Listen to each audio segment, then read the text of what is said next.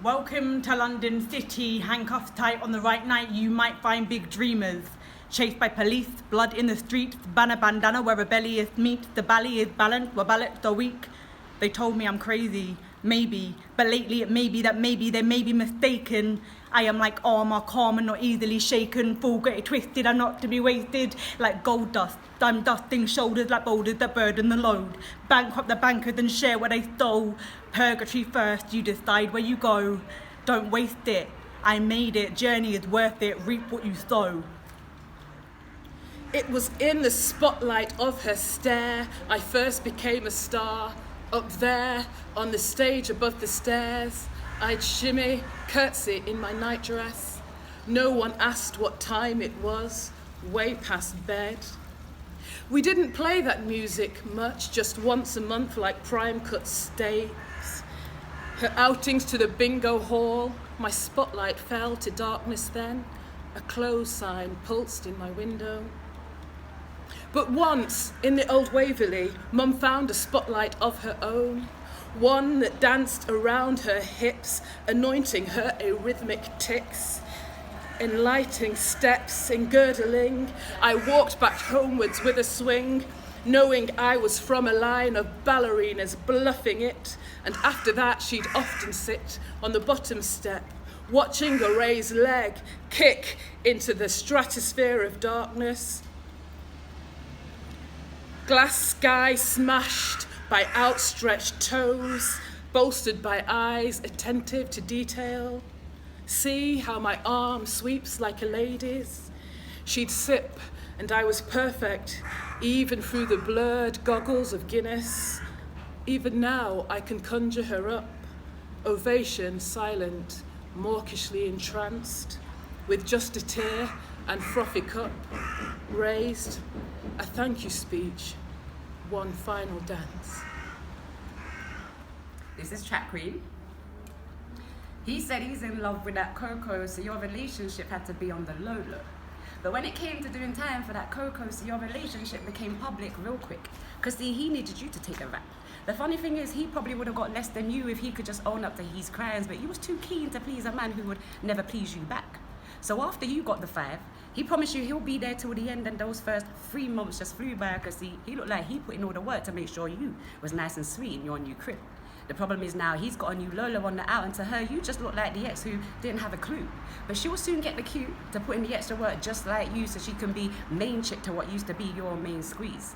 Now you're living with this pain that's got you wanting to split your wrists, got you thinking about the life you had before you went in, the men who treated you right, but you just wanted to be part of that clique. But where was that clique when the judge was clicking away your life, and where was that clique when your mum was shedding tears for your lies? See, it hurts me to write these words because it makes us women look like fools. Can the D really be that good to have you doing time fantasizing about how good it was while your man's on the out reliving your fantasies with his new boot? See, too many girls want to be road girls, but they don't know what it means to be behind those bars, losing your identity to those walls, and reminded of your name when you receive post, told when to eat, sleep and shit. Better be ready for that roll check. So you don't want to be caught with one leg up and arse out and just turn around and find Officer Smithy at your window, because see, he got front row tickets to your one-woman show. So carry on putting money and man before your life, and see if they ever put you before their time. Just remember that life teaches you how to live it if you only live long enough to learn.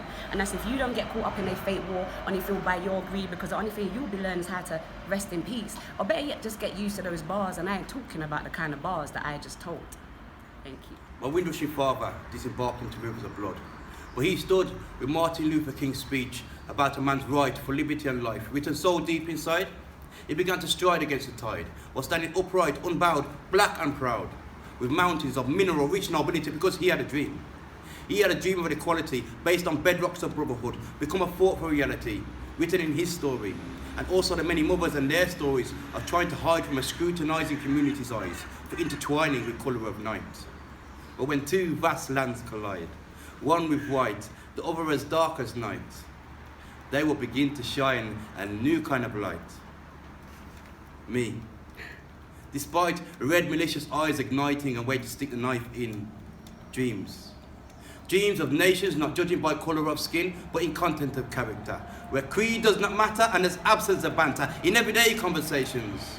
Dreams of people walking innocently as a child, having been stripped of their guile. without witty sophistication, because an honest man doesn't have softer parts of conversation, but does have an appropriation of integrity that has been invested in me to be who I have become to be, what I see. Even in the 16th century, inequality was a travesty explored when Shakespeare created a character as black as can be. But mixed race me, growing up in a country where prejudice should be a thing of the past, often has to face insensitive questions asked. What are you? Where do you come from? Because I do not fit neatly into a perceptions box. But I am not confused.com. Pick and mix. Hold with best of both. Mulatto, half caste, no rainbow. I am a unique seed, grow uniquely into a blossoming tree. Come to let fall fruits of a jangling discord, containing the blood of mothers, brothers, both black and white, standing side by side against an unjustified racial tide. Because I am the night, I am the day, and I am a new chapter, written and acted out on this millennial stage.